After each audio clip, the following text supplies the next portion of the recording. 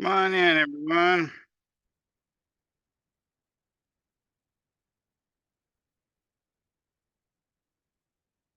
Coming in, come on in.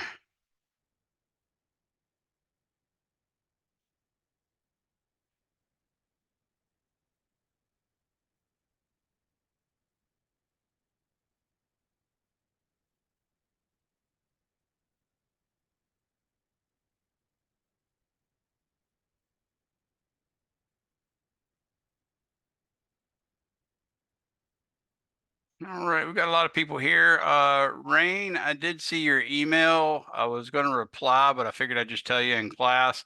And also, it's something I'd prefer to reply to everybody about. So when I take my coursework from a previous course, which I do every semester until I change a book or whatever, I often had dates that come in when I transfer the course. So a lot of assignments right now all have the due dates from last semester. That's what indicates to you that they're clearly wrong. The ones that are in fact changed are the ones that I've already assigned. So far we've only started into chapter one, and only chapter one date is correct. So that'll be how the semester goes. When I start covering chapter 22, I'll change excuse me, chapter two. I'll start covering that, or I'll fix that chapter's due date for all those homeworks and so on and so forth. I might sometime eventually get ahead by one or two chapters, but that's about it. I like to keep it like that. That way I don't have to completely go back and forth and change and rechange and all that good stuff. But the deal is we work at a rate of about one chapter per week. And sometimes easy chapters don't require what I call easy chapters don't necessarily require me to cover every little nook and cranny in the chapter. I often, like in chapter one or some other chapters, I'll often find three or four major of the hit topics that are the most complicated to understand, and I'll discuss those. And you can get the ones that are quote unquote simpler, or what we call plug and chug problems. You can get that idea just from examples in the textbook, or videos that I have on my YouTube channel, or videos that you can find online as well. So that's about the dates, and that's about the rate at which we'll move and all that good stuff. Does anyone have any questions about anything we did last time, which wasn't terribly much other than talk a lot?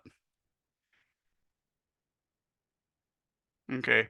Well, I'll also let you know that I apologize. I did think I was going to get the syllabus and stuff done that night, but right after I had you guys for class at 12, and then my next class at 2, and then my next class at 5:30, I started to have an allergic reaction from some of the stuff they put on me after the surgery.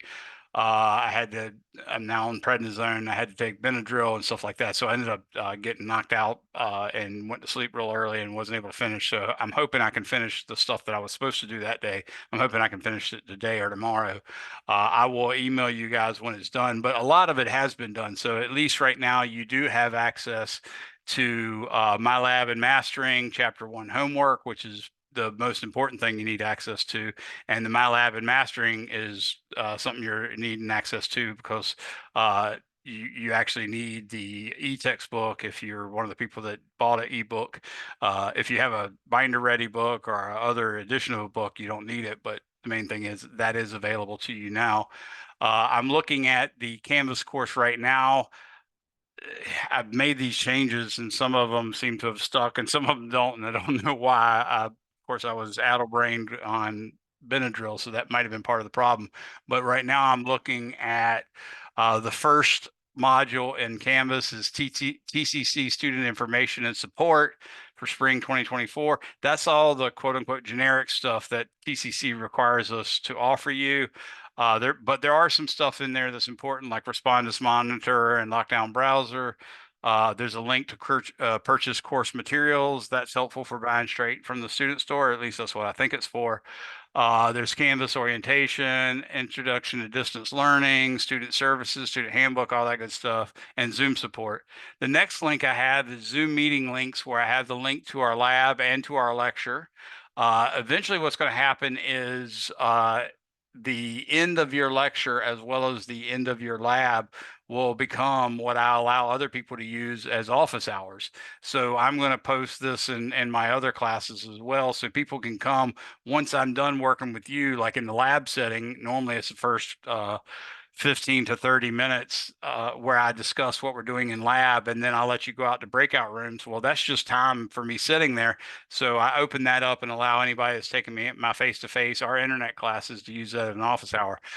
So eventually I'll have all that in there for office hour times. And the rule will basically be if it's lecture, you have to wait to the end of the lecture and then ask questions. And if it's lab, you just have to wait till I stop doing a quote unquote lecture at the front. And then you can ask questions anytime. Of course, the class that's in service at the time uh, gets the ruling. If it's tied up between two people that need help, I have to first address the person in the class, then address the person that's coming there for for office hour. The next module is interesting science related links and documents. A lot of that's just fun stuff. Including some stuff in psychology, some stuff in neuroscience. The book that J. Robert Oppenheimer movie was based on, some other books about that process, some stuff about Richard Feynman and the Manhattan Project. So just a lot of good, interesting stuff. Completely optional, but it sort of helps you understand physics a little better. And then I get to helpful documents and links in Canvas, and there you'll see a quick video on your syllabus. And what you'll see is two syllabuses, which I tried to make unavailable to you, but they keep coming back for some reason. Uh, I've just made it now where only one of them is available, and it's the one that has the date on the end. And the reason why I did that is because it's obvious that that date is a date from last semester. So you'll know this is not the proper syllabus for this semester, but because I don't really change the syllabus too much from one semester to the next, that's a good guideline of what you should be expecting for this class. And once I actually put up the actual one, I'll take that one down and I'll let everybody know. So you will see another one and it'll say PHY 241 B01B and L01B. That will be the new syllabus, but it's just not up yet. There's a list of my YouTube videos, but that's so outdated, it's not that helpful. But there is a link to my YouTube channel, and then there's a link to my Google Docs, which is where the notes are for each of the videos that I make.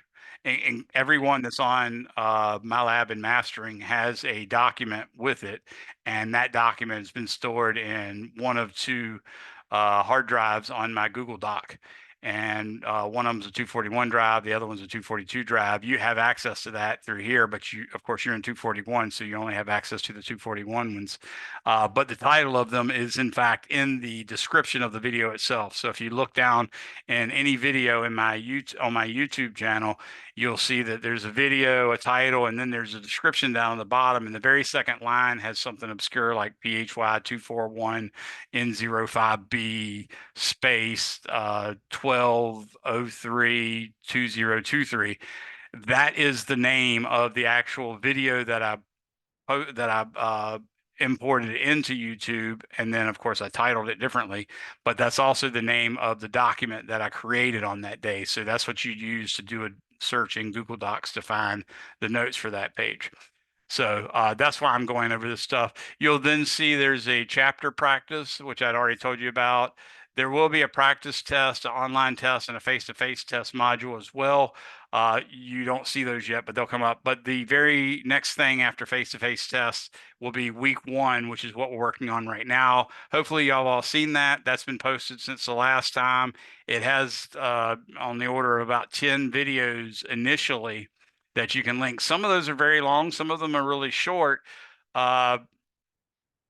I don't expect most people want to watch a whole long lecture. Even the short ones are hour and 20 minutes when they're lectures. But some of them are just problem solving. They're a little quicker.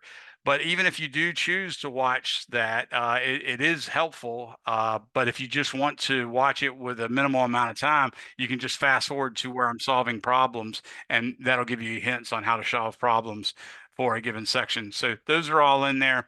You'll see there's homework links, which includes chapter 1 HW and chapter 1 conceptual. Those are both the chapter 1 homeworks that are due.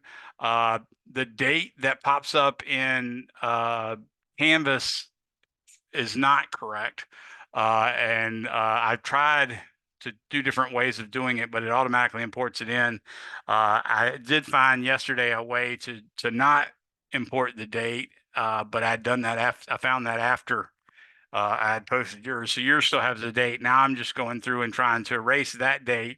but the date that you see in MyLab and mastering will be correct. So you shouldn't have any problems with that.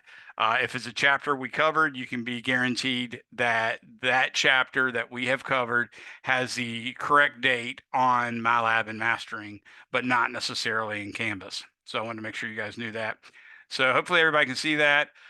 You'll also see that I posted a how to read vernier calipers. That's an actual video where just a rando made a video of how to use this specific type of vernier caliper.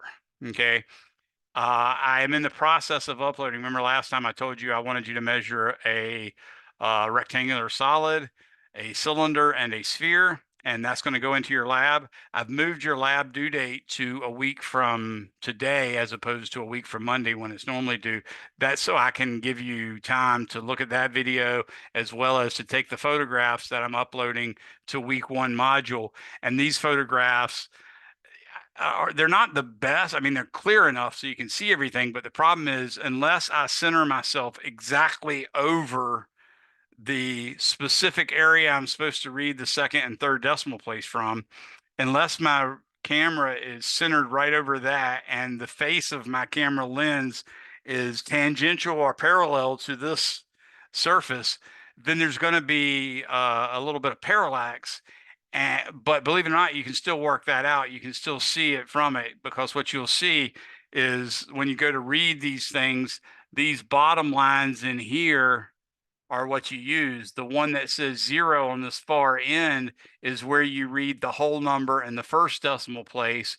And then whichever one of these lines down here on this bottom part, whichever one of them makes a perfectly straight line with a line above it, that's the reading.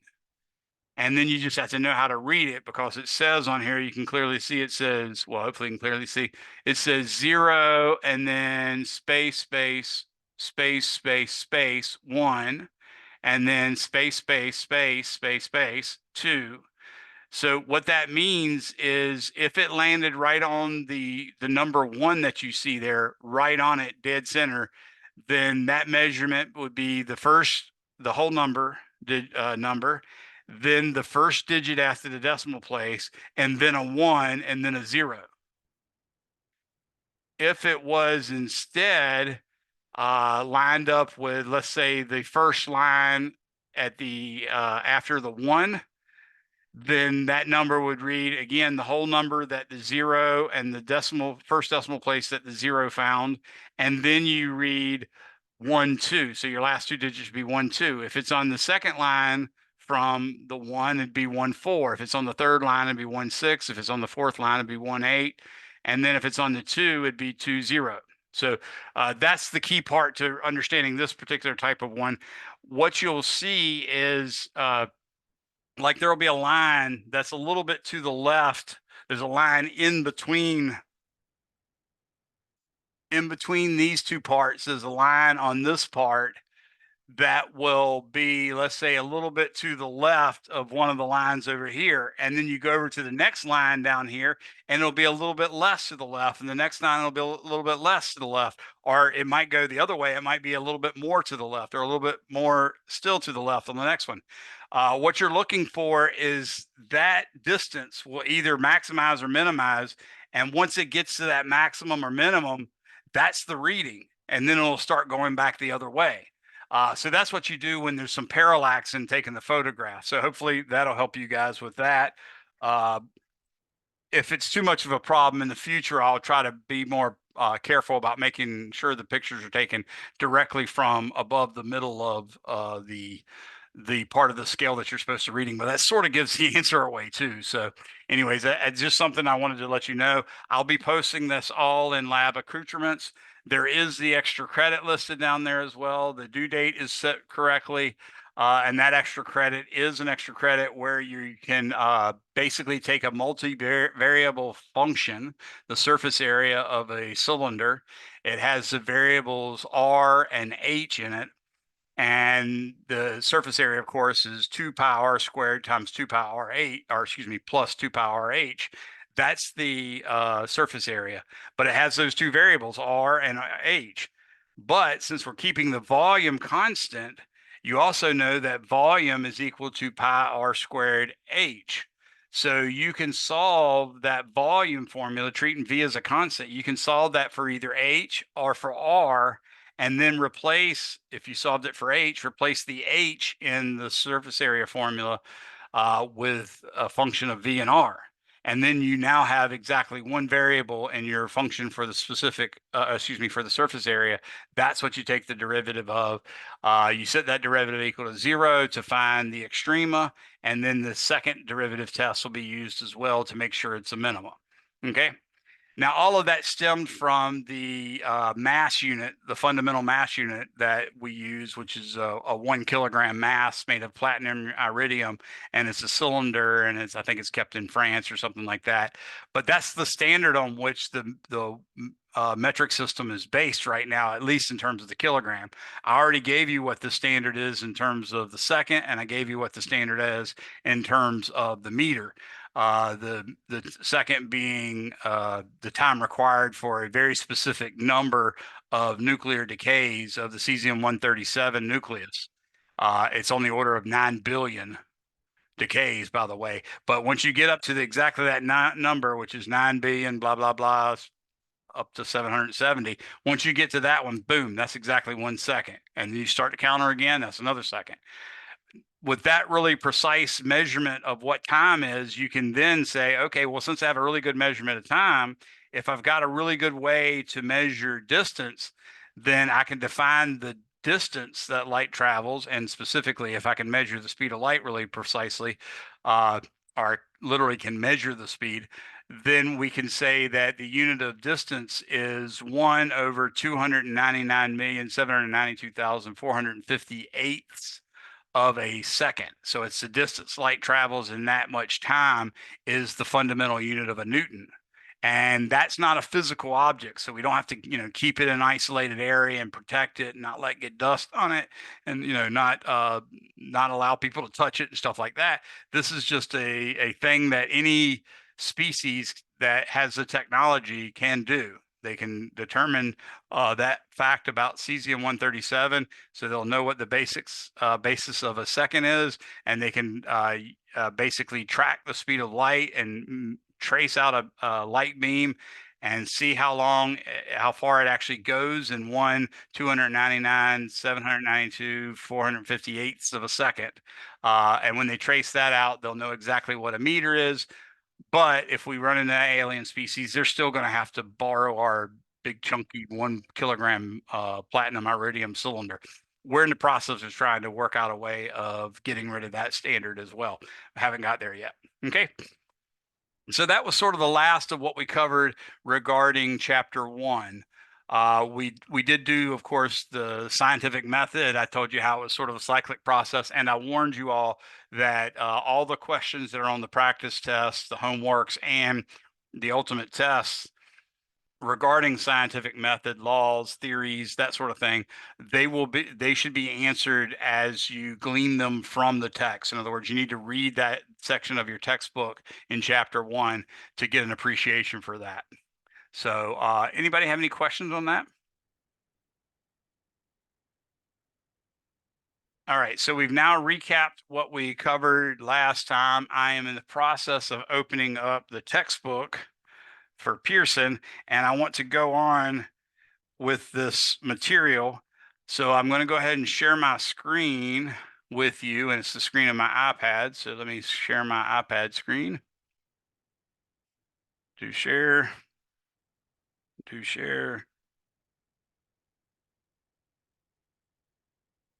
Huh.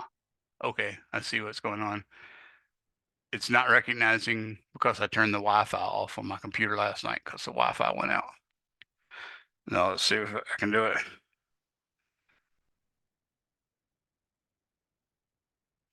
And this is neat. It requires me to download a plugin for Zoom this time, which it hasn't done before. So that might not even be my problem for. Now I got it. Okay, so now it's finally linking up with my iPad.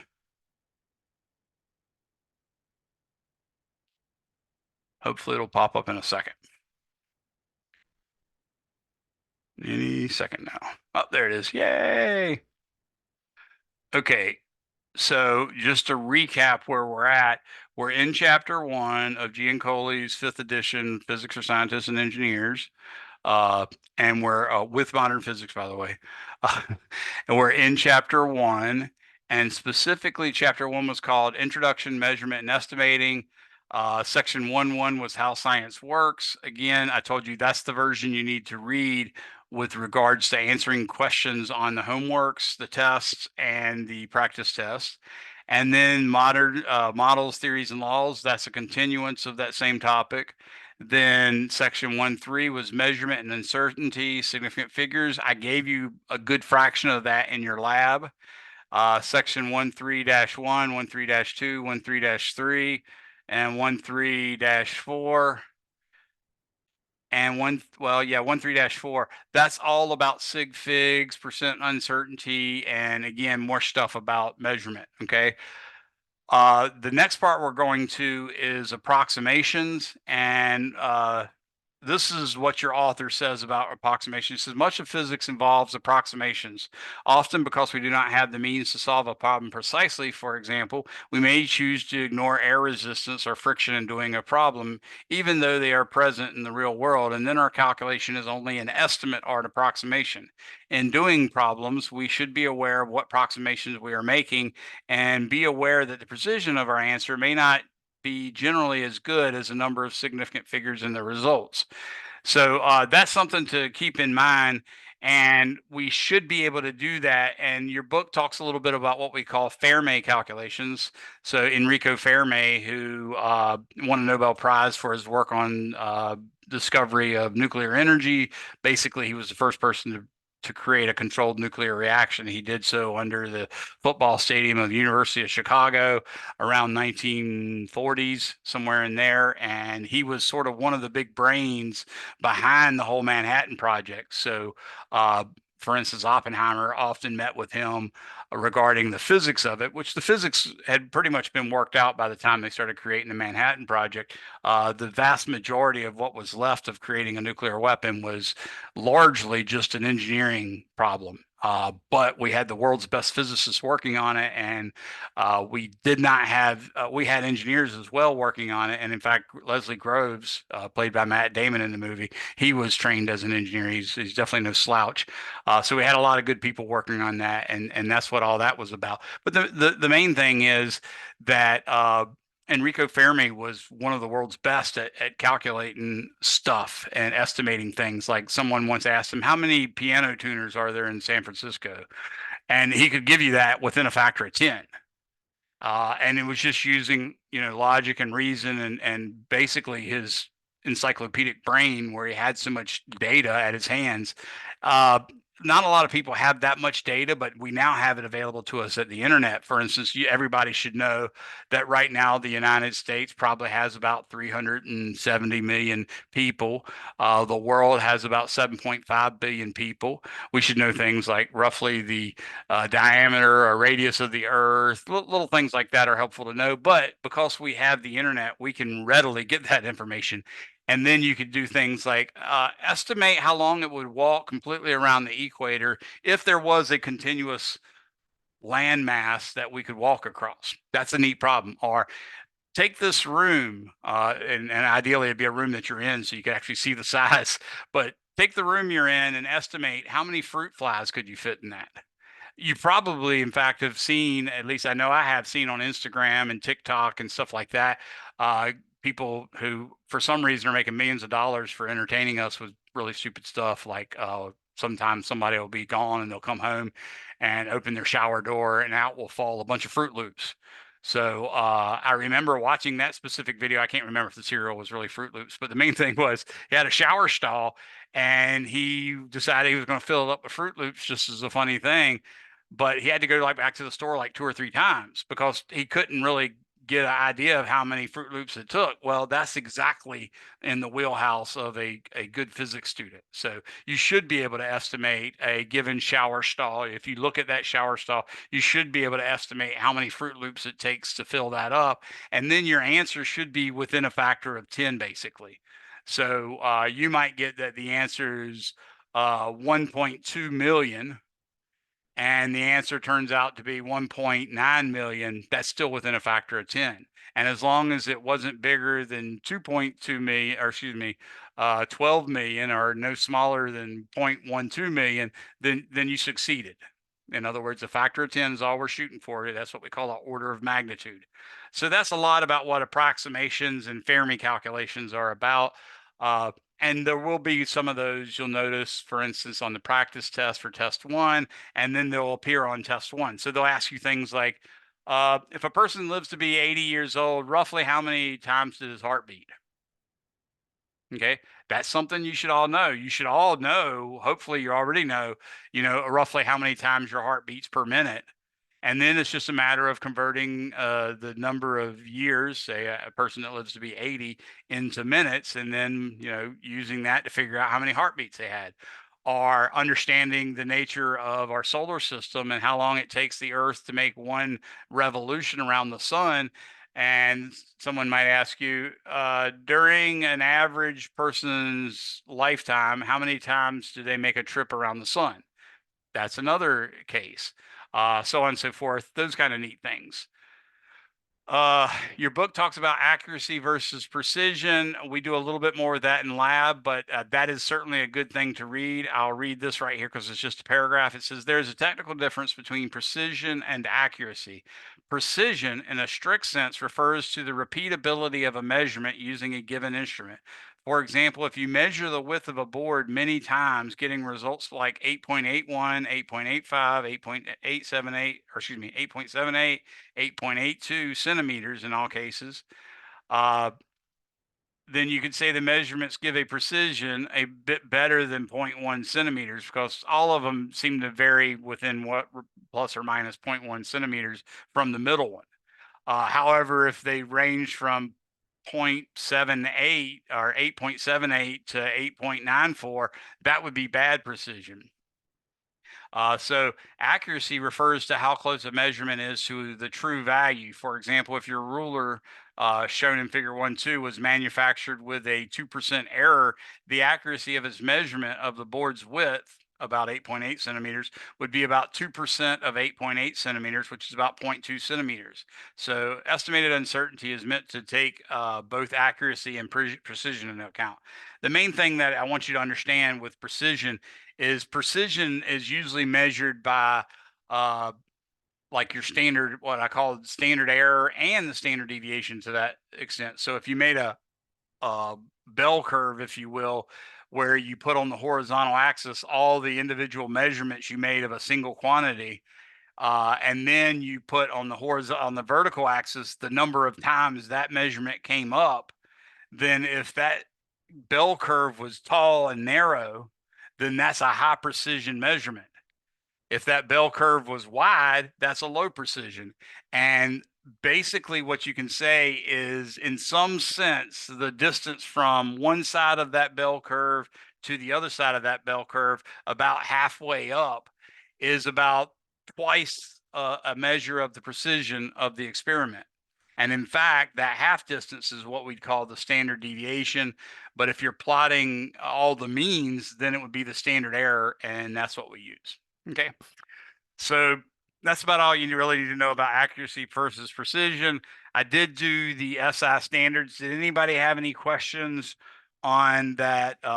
The great monarch King Henry died by drinking chocolate milk. Okay. I did give you that mnemonic. That should be helpful. I'm going to write it here again just to remind you. So the great monarch King Henry died by for base, because that's what that blank is. Deci, centi, milli. So drinking chocolate milk. And then, like I said before, this is where my fourth grade brain kicks in. So I'm just going to go ahead and just say the next unit is micro nano pico. And from that, you can not only use that in principle to convert between teragrams to picograms or whatever, but you can also just use it to find out what the power of 10 each of those prefixes result in.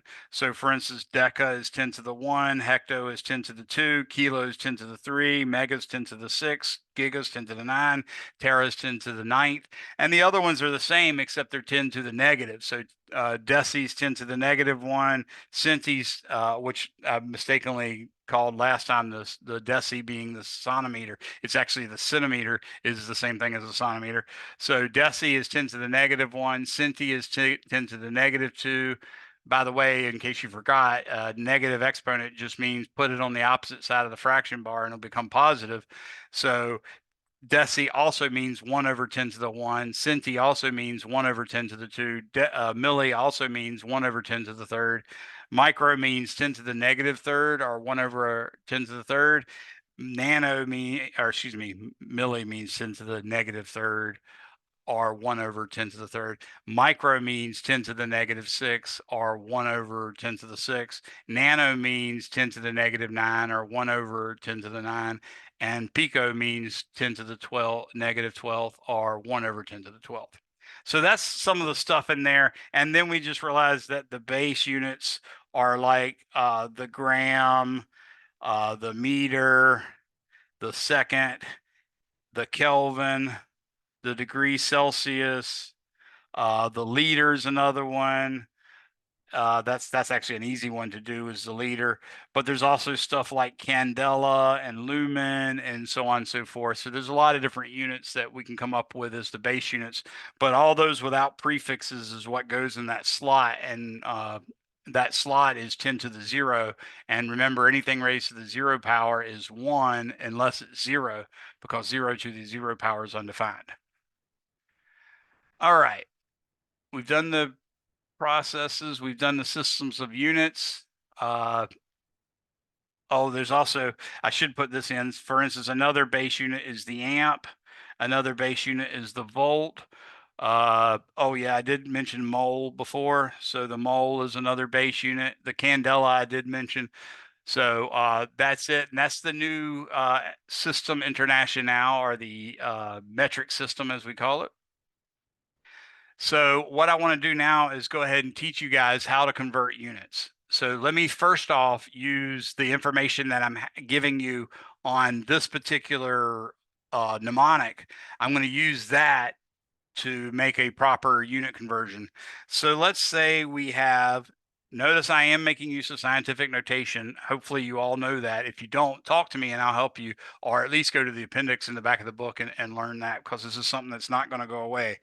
Let's say we have 1.0 times 10 to the negative sixth mega amps, and I'd like to convert that to, let's say, nanoamps.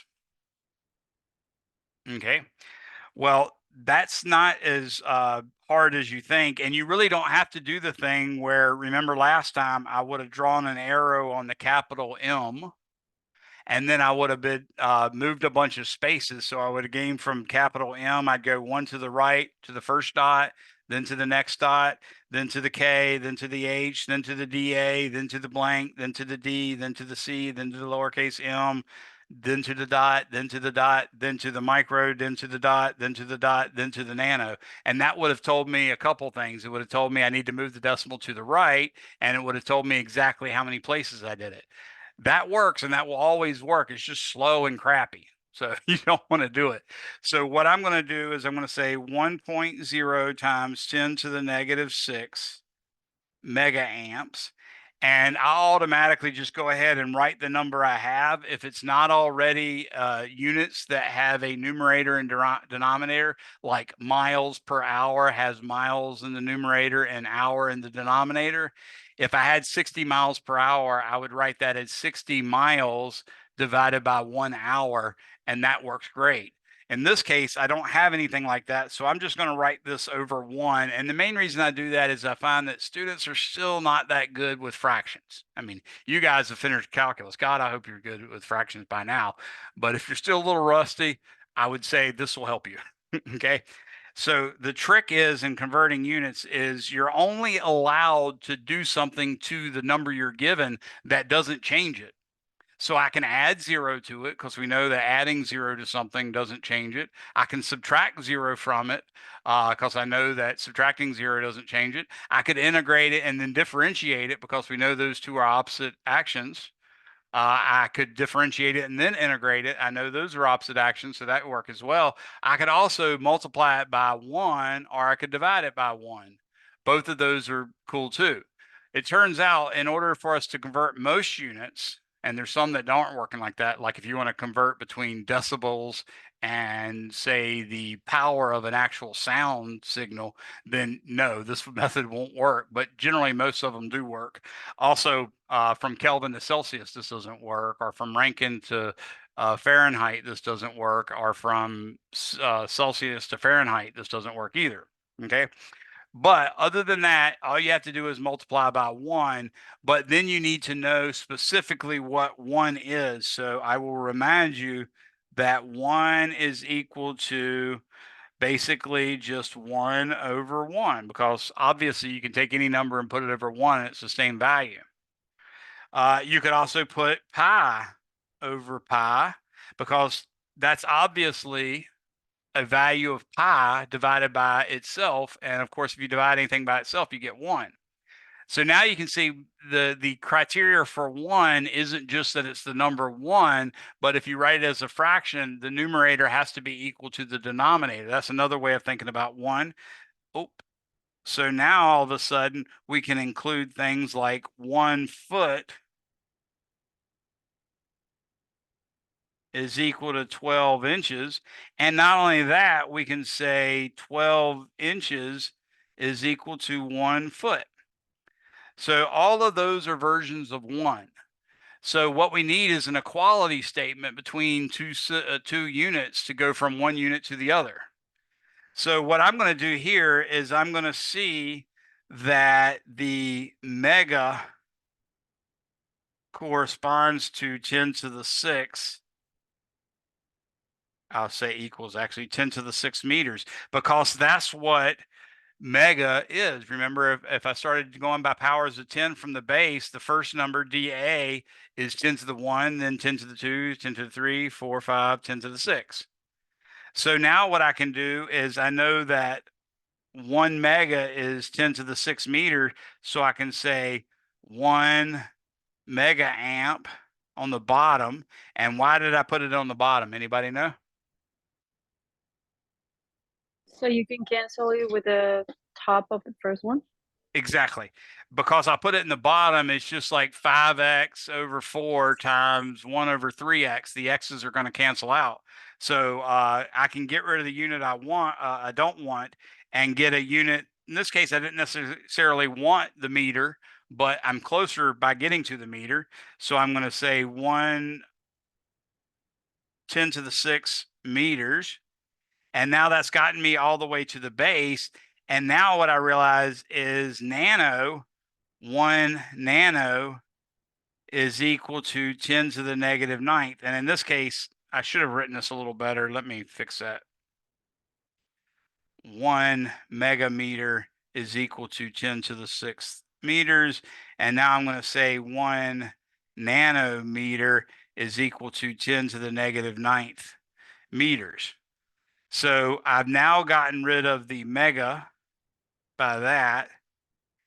Now I'm going to get rid of the the amp. I see why.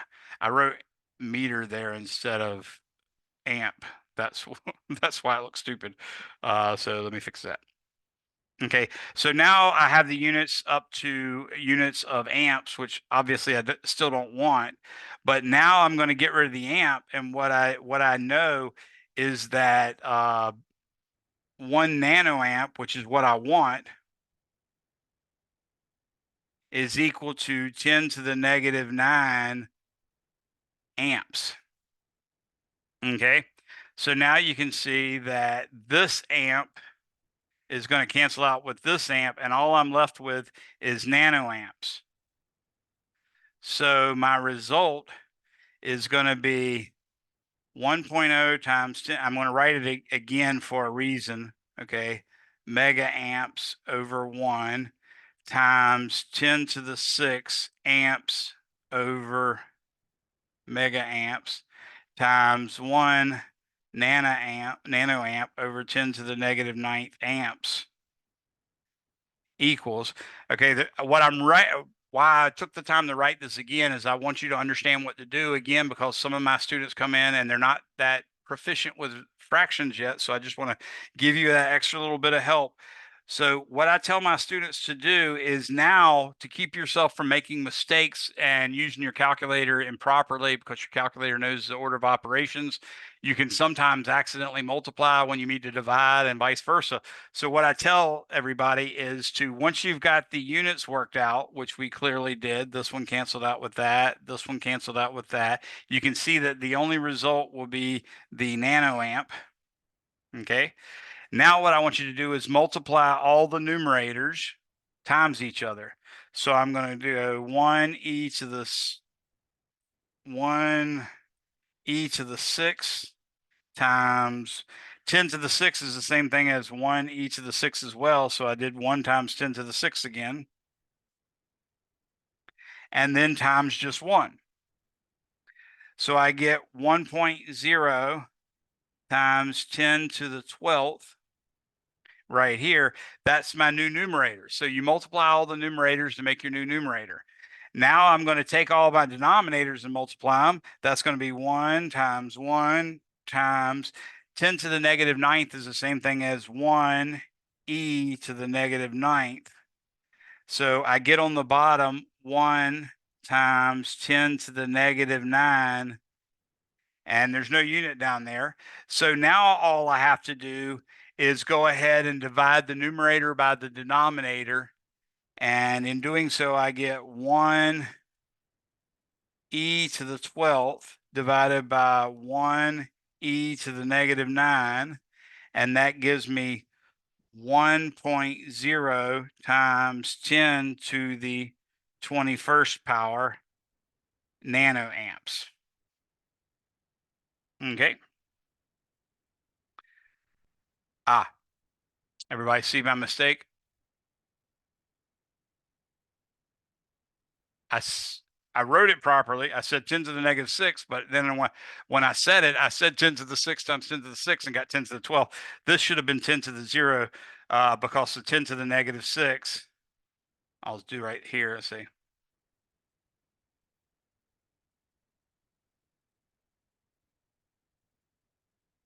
So just an eyeball paying attention. So this part was actually wrong. It was 1.0 period. Okay, because 10 to the negative 6 times 10 to the positive 6 was actually 10 to the 0, which is 1. So I'll now erase that part. So now I've got 1 divided by 10 to the negative 9, which is 10 to the 9. Oh, crap.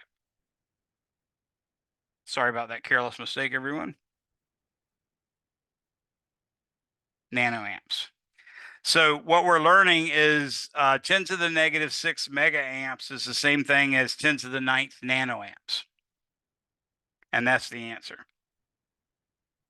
Any questions on that?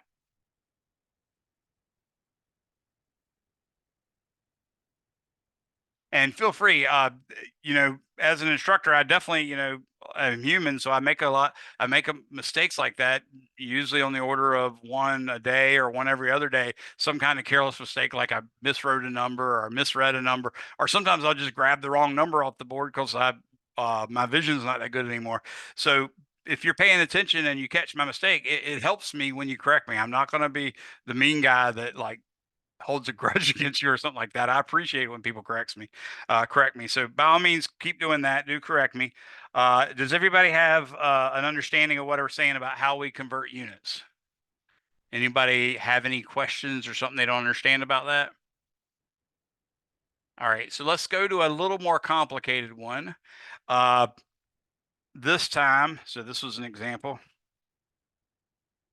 Oh, actually, I shouldn't have wrote example there.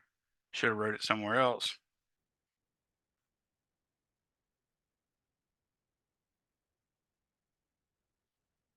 So the example started right here. Here's another example. Okay. I would like to convert 60 miles per hour to meters per second. Okay. This one's nice because I have a unit in the top and in the bottom. Okay. And I'm going to do it with only numbers that I know off the top of my head. And it turns out the numbers I know off the top of my head are exact, meaning they're correct to an infinite number of decimal places. So, for instance, if I gave you 60 miles per hour, then that only has one or two sig figs depending on the context. But if I gave you 60.0 miles per hour, that gives you three sig figs. So if I use this technique, I'll get out three sig figs. However, if I gave you 60.00000000 miles per hour, I'll get out just as many digits as well because this does it for all the digits. So let me show you what I want to do. I'm going to say 60 miles divided by 1 hour. And now I'm going to say, well, I happen to know that a mile is 5,280 feet. So I'm going to put 1 mile down here at the bottom and 5,280 feet on the top. So that'll allow me to cancel out miles with miles. Now, I don't necessarily know the conversion from feet to meters, but I do know the conversion from feet to inches. So I'm now going to say, does anybody know the conversion between feet and inches? Can someone give me the fact that we need to make one for that?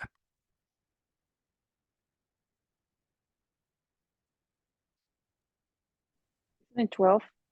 Yes, 12 inches is equal to 1 foot. That's the way you'd write it. And then that allows you to put 12 inches on top and 1 foot on bottom, or 1 foot on top and 12 inches on the bottom. Which one should we use here? 12 inches on top and feet on bottom, or the other way? Feet and bottom. Feet on the bottom. Very good. So I'm going to put the feet right here, and that's 1. And I'll put the inches right here. Okay. So now I can see that that foot cancels out with that. Notice how I'm using a different slash mark for each unit. This is not something that anybody's going to teach you. It's also not something that you're required to do, but it's from someone who does a lot of really long and tedious calculations. I've found that these little tricks help me infinitely. So using a different type of hash mark to cancel out something for each unit will help you if you ever make mistakes. I'm going to continue now. There's another fact I know, and this one's really wonderful because it's exact. I can now go from the metric system, or excuse me, from the imperial / British system to the metric system because I know that the fact I have is 1 inch is exactly equal to 2.54 centimeters. That's exactly. So I put a division, I mean, a triple equals there. Another way of writing it is that I could write 2.54 with a bar over it, means that goes on forever. Okay. Another fact I used, by the way, you can see I would put all those to the side, but now I'm going to use that. Which place do I want the centimeters in? Do I want them on the top or the bottom? Centimeters. Top. Very good. So I'm going to put 2.54 centimeters on the top and 1 inch on the bottom. Now I can cancel out inches. Well, I've used top left to bottom right and top right to bottom left. Now I'm going to use a full X. Okay. All right. Now I've jumped over to the metric system. I would like to convert from centimeters to meters. And you probably already know a conversion for that. How many centimeters are there in a meter?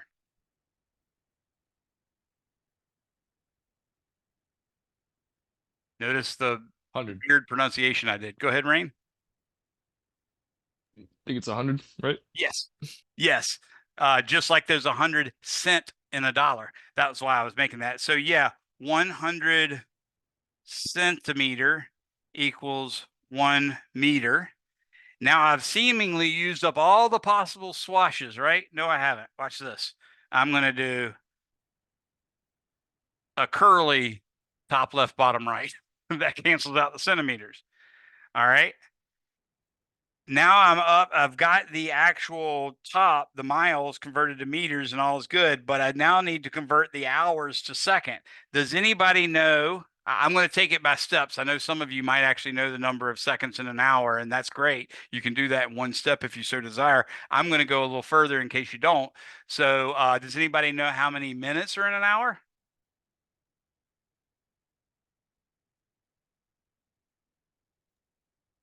60. 60. So do I want 60 minutes equals 1 hour? Do I want 60 minutes on the top or 60 minutes on the bottom? On the bottom. Very good.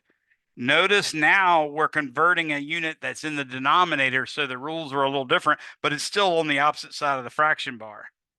So that's good. You did it absolutely correctly. So that's 1 hour on the top. And now I got to make up a new squiggly for this side. So I did that. Now we've got it to meters per hour. And finally, does anyone know how many seconds are in a minute?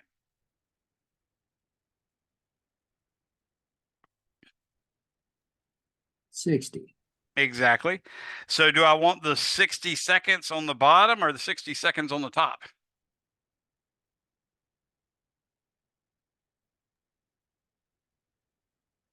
On the bottom.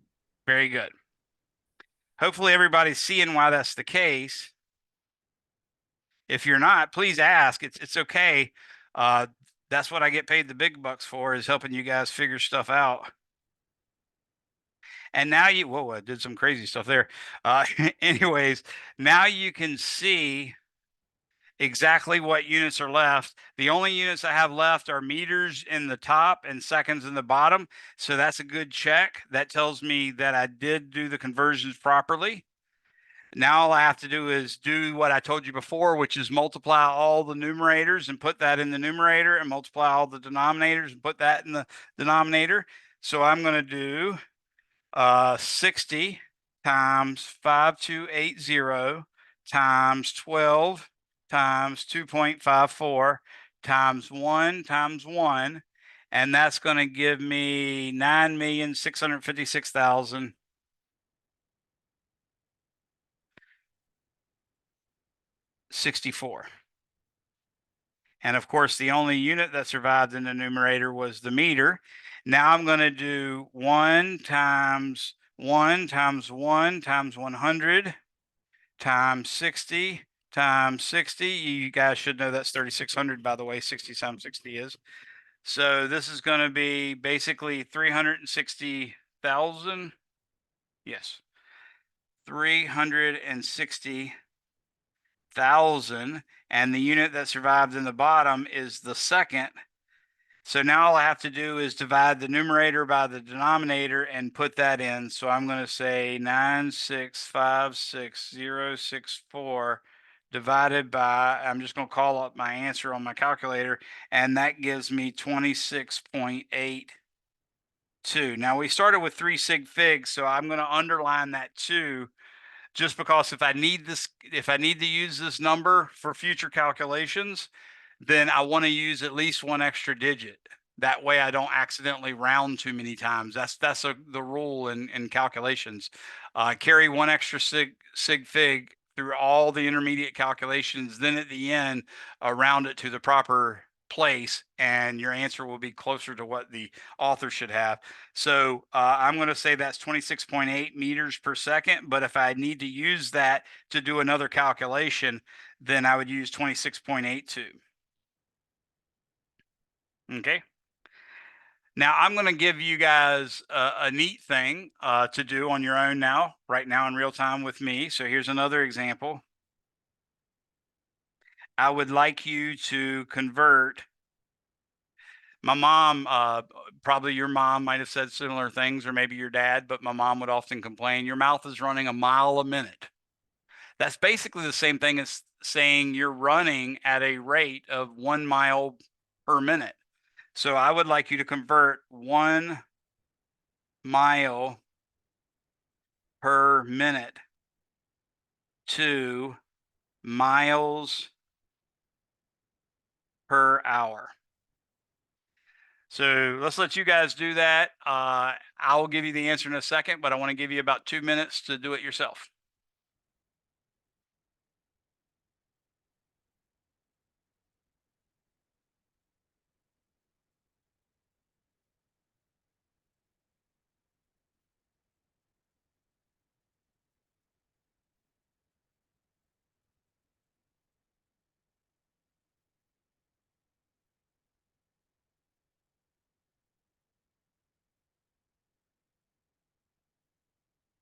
It really should be simple. So don't feel bad if you got something really simple, you didn't underthink it. You're probably now overthinking it.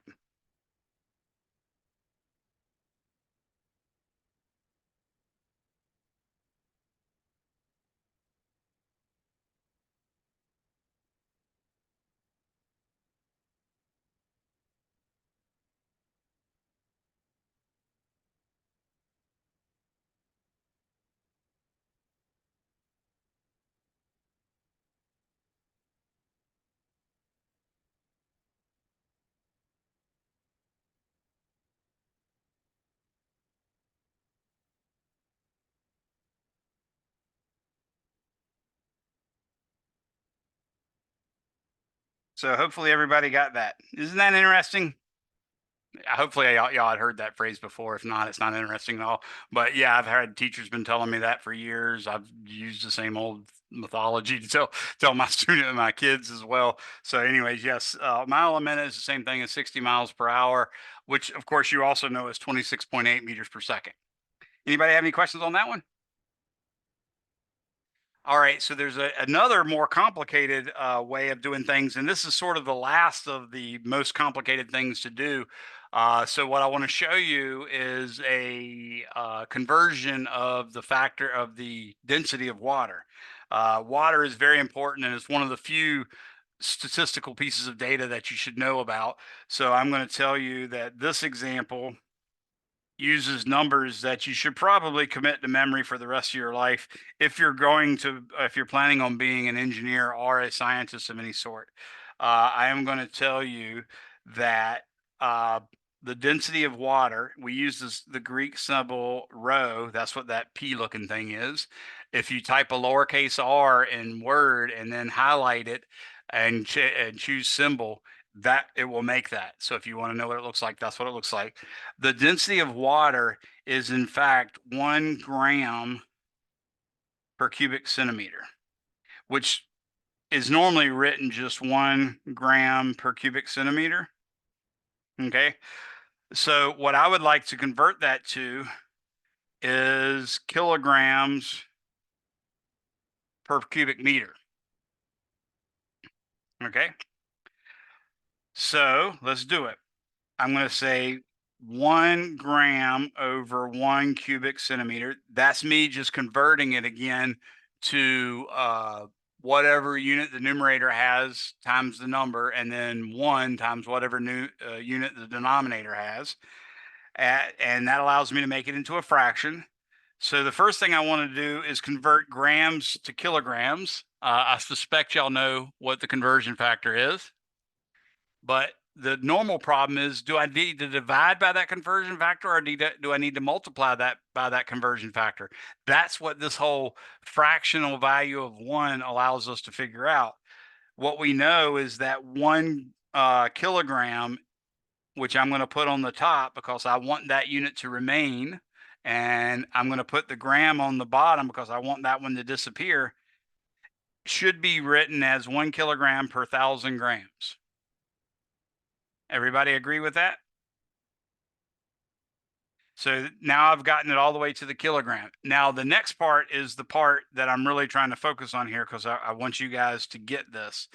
Now that centimeter cubed is literally centimeter times centimeter times centimeter. So I want to convert it to meter times meter times meter. And we already know that there's 100 centimeters in a meter. So what I'm going to do is I'm going to put 100 centimeters on the top because the centimeter cubed is in the bottom, and that'll cancel out one of them. And then I'm going to put 1 meter in the bottom because that's what I want in the bottom is meters cubed. But notice that only takes care of one of them. So I need to do it again. Now that's taking care of 2 of them. For instance, if I had grams per square centimeter, I would be golden. And then this takes care of the third one. Okay. And now, as always, you multiply the numerators together. We're going to go ahead and cancel these units. What I'm going to do is say slash, slash, slash, slash, slash, slash cancels out that. Okay. So on the top, I basically get 1 million. Oops. Go back to the other color. On the top, I get 1 million. And the remaining unit is the kilogram. And on the bottom, I get 1,000. And the remaining unit is meter times meter times meter, which is a meter cubed. So finally, I can say that the density of water is also equal to 1,000 kilograms per cubic meter. Okay. Now, does anybody know off the top of your head? Hopefully, you've maybe worked in medicine, so you know a quick and dirty way of doing this. Do you know how to convert kilograms to pounds or pounds to kilograms? Or do you know the number that you would use? Isn't a kilogram 2.2 pounds? There you go. That's it. 1 kilogram is about 2.2 pounds, right? So if you were to take that kilograms, what you'd see is that a cubic meter of water has a mass of about 2,200 pounds, doesn't it? So this is interesting. 1,000 kilograms is approximately 2,200 pounds. And that is what we call 1 ton. That's a ton of some sort. Specifically, that one would be called another way of spelling it is ton, T-O-N-N-E. It's also called a long ton or a metric ton.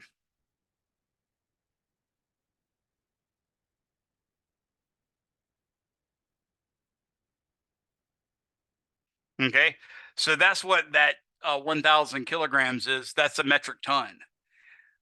If, however, you said 2,000 pounds instead of 2,200 pounds, that's called 1 ton with the English spelling. It's also called a short ton.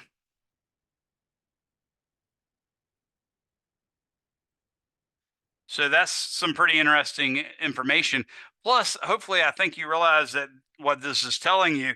I don't know if you guys have noticed it, but I've been seeing a lot lately people riding around town with like trailers behind their trucks. And then with that trailer behind the truck, they'll have this big container. It looks like chain link fence made into a cube. And inside of that big whole chain link fence is a white plastic container filled with water. Well, if you look at that, that's about a meter by a meter by a meter. And if they fill that sucker up with water, that means that's a ton of water. Literally a ton of water. Literally not only a ton, but a metric ton of water. The difference being it might be a yard by a yard by a yard, which is 36 inches by 36 inches by 36 inches. But if it's an actual meter, as you can tell from this guy, a meter, since this is a meter stick, is a little bit bigger than 39 inches. It's like 39 and a quarter, something like that. This meter stick is all crapped up because she's got that little aluminum thing on there and makes us not see it. But that's roughly what it is. So that's something also that's kind of interesting. So keep in mind the density of water is very, very high. So if you see someone carrying that kind of thing around, realize, oh crap, that's a whole ton. That's like 2,200 pounds or at least 2,000 pounds if it's full. So that allowed me to do a bunch of different things. What I will leave for you guys as extra credit on this is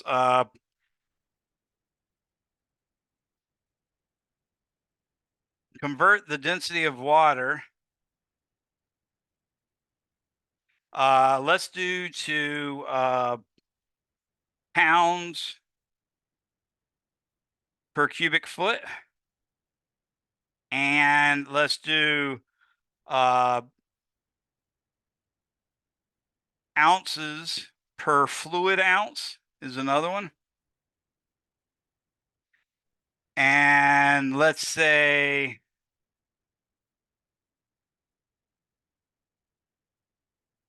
pounds per cubic inch. So I'll let you look up the factors for that. And that's all well and good. So we can do that as well. That's just for extra credit. I'll put another module or I'll put another link in module 1, which will say extra credit, and it'll have like 110 2024 on it, so you'll know that it's from this one. And I have a brief description, but basically that's where you'll turn it in. What you do is you write it up on, just paper, handwritten, take a photograph of it, turn that photograph into a PDF and turn that in. Okay. Since you haven't seen the syllabus yet, I'll just tell you that the way I do extra credit homeworks is every time you do an extra credit homework, I add an extra dropped homework grade. And if you did it, then great, you're going to get this 100 score, because I only give you 100 for extra credit. I give you 100, or I don't give you any credit for it. And so it just replaces more of your homework scores, which won't all be 100 with 100. So it makes your grade go higher that way. All right, let's work another example real quick. And this one is to help you understand what a liter is. So 1 liter is defined to be basically a box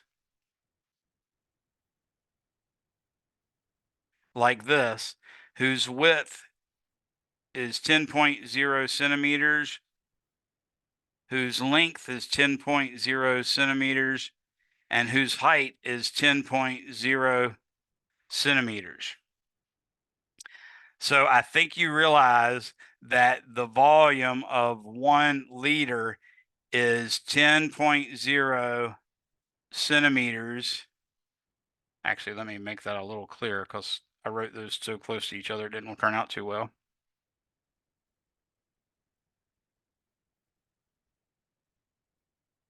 Cubed. So I think you can see that that is 1,000 cubic centimeters. Okay, so that's the definition of a liter, by the way. So if you, for instance, I'm looking at my truck, I think your grooming person's here, Shawnee. Shawnee? I don't think she heard me. All right, so basically what we're looking at here is the definition of a liter. So I'm looking at my truck. My truck is a 7.3 liter diesel engine. So what that tells me is when the pistons go all the way up to their highest point and then come back down, the difference in volume inside of that cylinder for all 8 of the cylinders adds up to be 7.3 liters. And each of those liters is 10 centimeters by 10 centimeters by 10 centimeters. So that should give you an idea what we're talking about when they talk about engine size and liters, and motorcycles. They usually use cc's, which are called cubic centimeters. So what I would like to do is now use the density of water,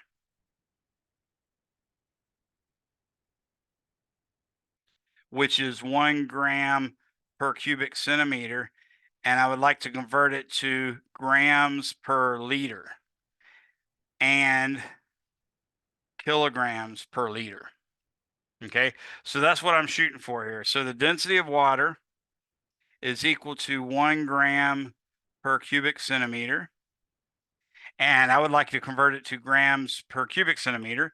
So what I'm going to do is I am going to realize that 1,000 cubic centimeters is equal to 1 liter. So that gives me 1,000 grams per liter. So there's one of my answers. And then I'm going to say 1,000, 1,000 grams per liter. I'm going to multiply that by 1,000 grams on the bottom is equal to 1 kilogram on the top. And you can see that that ends up giving me exactly 1 kilogram per liter. So that's another density of water. Okay. So we have a new thing. We've now discovered that the density of water is equal to 1 kilogram per liter. It's also equal to 1 gram per cubic centimeter. And it's also equal to 1,000 kilograms per cubic meter. Okay. Let's look a little further though. And can anybody tell me how 1 cubic centimeter is related to, in other words, convert the units to liters?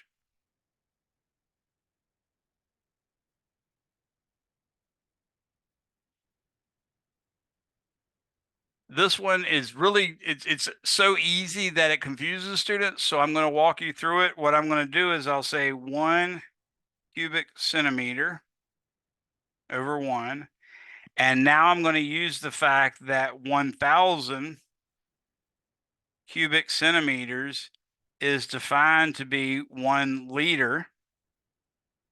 So you see that 1 over 1,000 liters is equal to 1 cubic centimeter.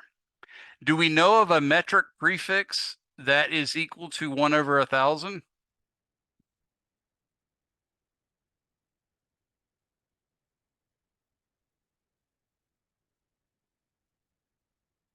It's okay, Chase. My dog's having a heart attack over here. Anybody know of a prefix that's 1 over 1,000? Milli. Exactly. So what we just discovered is that 1 cubic centimeter is actually equal to 1 milliliter. So that was something I didn't ask for, but something we did discover, and that's just a fact that everybody should know. I know what normally happens is often a new parent will have a child and they'll get sick, and the doctor will write a prescription for 5 milliliters every 4 hours of such and such a medicine, and then your pharmacist will fill it, and it'll be 5 cc's every 4 hours, and you're like, oh, I don't know if this is right. Well, now you know a cc is the same thing as a milliliter. Any questions on that? All right, so now I've basically exhausted all the different ways that you can add numbers, or excuse me, that you can convert units. I don't know where I came up with add numbers, but that's what I came up with. Oh, I've gone through a lot of pages of work here. I need to add a new page. Okay. Not only that, I don't have my little stuff across the top. All right. So the next thing I want to do is just talk about something called dimensional analysis and order of magnitude estimating. You can read on that, and I've already talked about that a little bit. But basically, dimensional analysis is done 2 ways. There's unit analysis, which uses units like kilograms, grams, meters, seconds, all that sort of stuff. And then there's something called a dimensional analysis, which uses what we call the dimension. So for instance, if you have units of meters, that is a unit of what?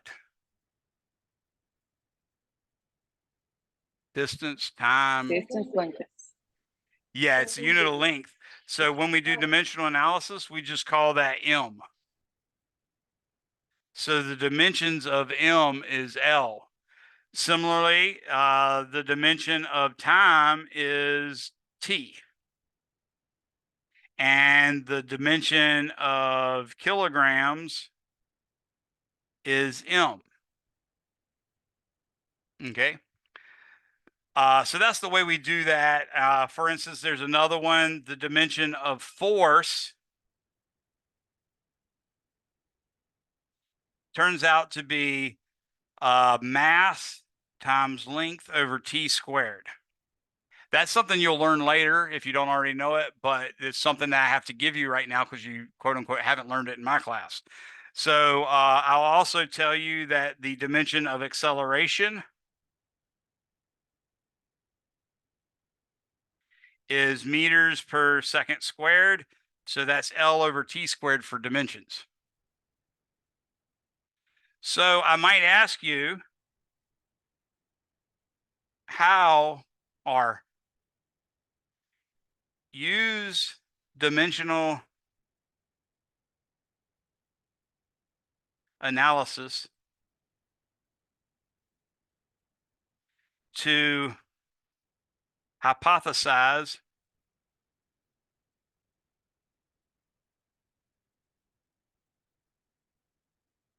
a formula for force, assuming it only depends on mass and acceleration. Now, I can only ask this question because I specifically gave you the units for force and for acceleration. Okay. Until the semester gets further on, I have to do that kind of stuff with various things. So let me show you how I'm going to do that. What I'm going to do is I'll say F of mass and acceleration should be equal to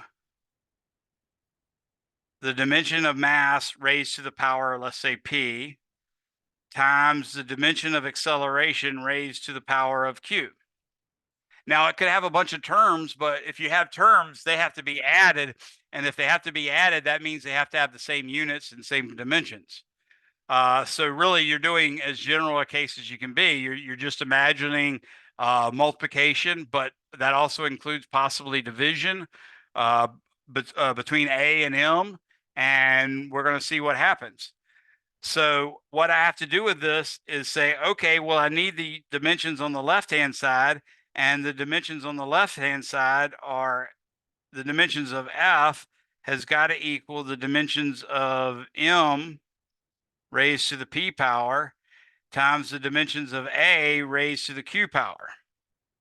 So now I can write this as ML over T squared, that's for the F part, is equal to, now I'm going to use the dimension of mass. Whoa.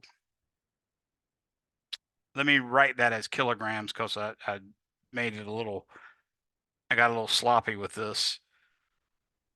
Let's do this with kilograms instead of M. I forgot I'd used M for the meter, so I don't want to make that kind of messy.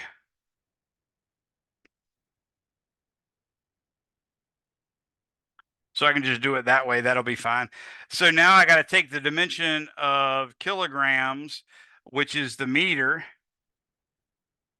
and I've got to raise it to the P power. And then I got to take the dimension of acceleration, which is length per time squared, and raise it to the Q power. So this left-hand side becomes meter to the 1 power, or excuse me, the mass dimension to the 1 power, the length dimension to the 1 power. And since the T squared's in the bottom, that's T to the -2 power. So that's what the left-hand side is. The right-hand side is M to the P times L to the Q. And then, of course, the T squared's in the bottom. So if you raise a power to a power, you have to multiply the powers. So in this case, I'm going to say T to the -2Q. Okay. So from this, I can make the conclusion that 1 is equal to P. Anybody see a way I made that conclusion?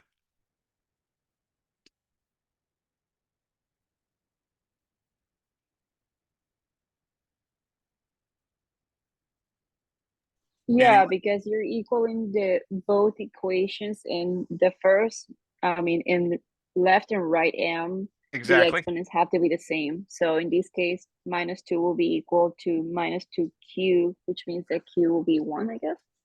Exactly. Two? So yeah, we've already got that. That just came from m to the 1 has to equal m to the p.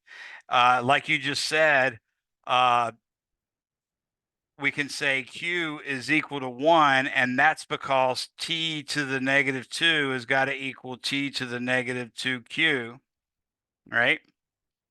So we got that as well. And then we haven't decided whether that worked out for L, but let's check. L raised to the 1 power is equal to L raised to the 1 power. So that checks as well. So now that I've verified the 3 equations from it, I know for a fact what the function is. Now, this doesn't give me any kind of numbers that might be out in front that are pure numbers, but it gives me a first order approximation, if you will. So what I'm going to say is F is evidently equal to mass times acceleration, each of them to the 1 power. And I think you all recognize that as Newton's second law.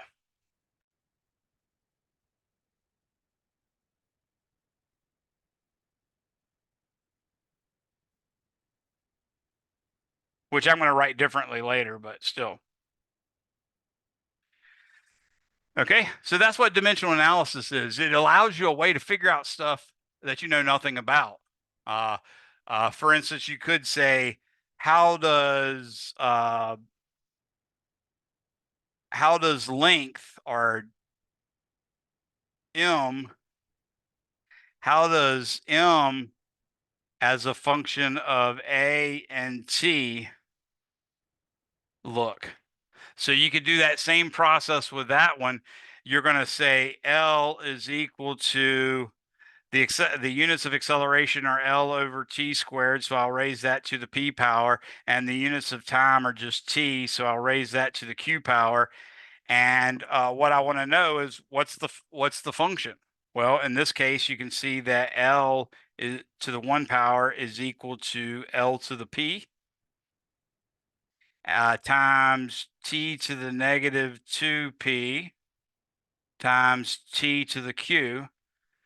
So we can say L to the 1 is equal to L to the p and t to the negative 2p plus q. So quickly with that, p equals 1 from L to the 1 equals L to the p. And now we can say t, which doesn't exist at all over here. So I'll write t to the 0 power. So I'll say t to the 0 is equal to t to the negative 2p plus q. And we already know what p is. So negative 2 times 1, because p is 1, plus q is equal to 0. So that tells us that q is going to have to be equal to negative 2. Excuse me, is that negative 2 or no, that's positive 2. So the answer we get is that basically x is equal to at squared. So that's another dimensional analysis. You can do the one with energy and equal to mc squared. That's the famous formula, right? But you could do it if I gave you the units of energy, the dimensions of energy, you could do the same thing and just say it's a function of mass and a function of speed of light, c, which is meters per second, and then you can find another formula and you get the right answer. So we're done. I've covered all the material. You can see other examples in your book. You can see other examples as well. These same 3 examples could be done using kilograms, meters, seconds. In that case, you're doing unit analysis. In my case, we're doing dimensional analysis, but this is something you should be able to do. It saved me a lot of times in I didn't necessarily know an equation, but I could make one up from the unit and usually get it right. So it's a very valuable tool in physics. So you guys are free to go. I'll wait for the last person to leave before I turn everything off, just in case anyone has any questions. But thank you all for coming, and we're now finished with chapter 1. I'll make chapter 2 available so we can start it next week. Thanks for coming, everybody. Thank you. I have a question. Yes. So where does the P and the Q exponents, where do those come in? I understand like kind of the basic framework or structure, but those I'm kind of lost on. You just make them up. Really, Yeah. all you can do is multiply or divide two numbers such that you're making a rule about their units or dimensions. Because when, like I said, when you add them, there's nothing you can do but make sure the two terms that you're adding or subtracting have the same units. So really what matters is how you multiply one variable times another, or divide. So really you're just putting a power on each of the variables that you have in it and sort of multiplying all of them. So you just need a random letter that's not going to be confused with another dimension. So I usually use P's, Q's, and R's. Okay, thank you. No problem. Hopefully that was a good explanation for you. I think so. All right. We'll figure it out in the homework. Yeah, it's a lot easier. You notice there's some examples at the end of chapter 1 are some Right. problems that are in the odd problems. Try those first to get started, and it might make it a lot easier on you. Absolutely, thank you. No problem. You're welcome.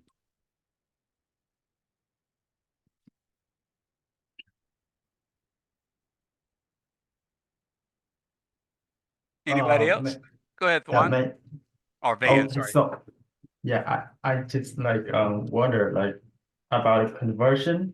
Uh-huh. So in the face-to-face test, will you give me the unit conversion from Ah. inch to centimeters or from ounce to pound or to kilograms? Or I have to No, I, remember. I give you if you looked at a hard copy of your textbook, you'd see there's actually a front cover and a back cover, and that has a lot of conversion factors. I give you that on every test that's face to face or proctored. And then the ones that are online, you're allowed to look it up as many times as you want. Any kind of books you might want, or any kind of websites you might want, you can look it up there. So no, I don't really require that. I would say just in general, everybody should really know 2.54 centimeters equals 1 inch.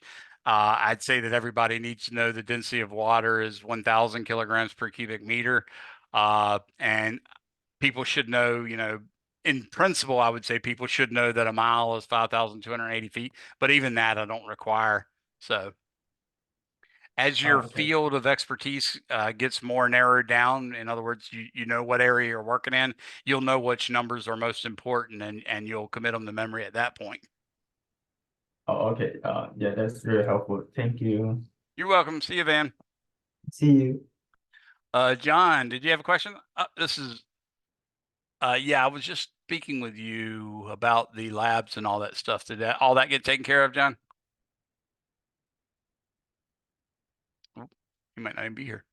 Our speaker might not work. Let's see if he's chatting.